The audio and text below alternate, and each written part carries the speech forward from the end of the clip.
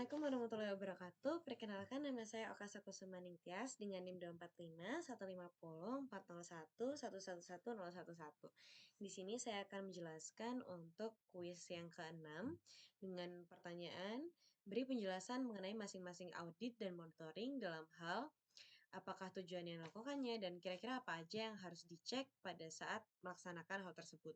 Untuk yang pertama di audit. Jadi tujuan audit itu adalah untuk menilai kepatuhan terhadap kebijakan, standar atau regulasi yang telah ditetapkan dalam pengelolaan sistem informasi. Nah, tujuannya itu yang pertama menilai efektivitas kontrol keamanan informasi. Yang kedua, mengidentifikasi kelemahan atau resiko dalam sistem. Yang ketiga, itu menjamin kepatuhan terhadap hukum atau standar industri, misalnya seperti ISO 27001 atau PCI strip DSS. Nah, kira-kira apa saja yang harus dicek pada saat audit seperti itu. Yang pertama, dokumentasi, seperti kebijakan keamanan, prosedur operasional, dan log aktivitas. Yang kedua adalah kontrol keamanan, seperti implementasi firewall, antivirus, dan enkripsi data. Yang ketiga, itu ada akses sistem. Jadi, hak akses pengguna dan audit trail untuk aktivitas login. Yang keempat, itu ada kepatuhan regulasi. Jadi, evaluasi apakah sistem memenuhi persyaratan regulasi seperti GDPR atau HIPAA.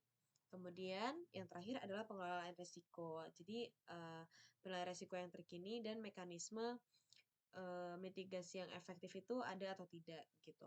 Kemudian yang kedua adalah monitoring. Jadi tujuan dari monitoring ini untuk mengawasi aktivitas dan operasi sistem secara terus-menerus. Nah, hal ini itu dilakukan untuk mendapatkan wawasan real time tentang aktivitas sistem. Kemudian mendeteksi dan merespons ancaman keamanan secara cepat. Kemudian juga memastikan bahwa sistem itu berjalan sesuai dengan parameter kinerja yang telah ditentukan. Nah, apa-apa saja yang harus dicek pada saat monitoring? Yang pertama itu ada log aktivitas, jadi seperti pencatatan aktivitas pengguna, seperti login atau modifikasi data sensitif. Kemudian yang kedua adalah anomali, jadi traffic jaringan tidak wajar seperti upaya brute force atau transfer data besar. Kemudian yang ketiga adalah status sistem, jadi kapasitas penyimpanan, kecepatan CPU, atau penggunaan memori. Yang keempat adalah insiden keamanan. Jadi deteksi malware, serangan DDoS, atau pencurian data. Kemudian yang terakhir adalah pemantauan kinerja.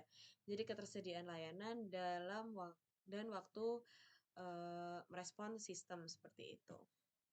Nah, jadi terdapat beberapa perbedaan utama pada audit dan monitoring. Nah, jadi kalau audit ini bersifat periodik dan lebih fokus pada evaluasi kebijakan serta kepatuhan. Kemudian monitoring itu sendiri dilakukan secara kontinu untuk mendeteksi dan merespons kejadian secara langsung.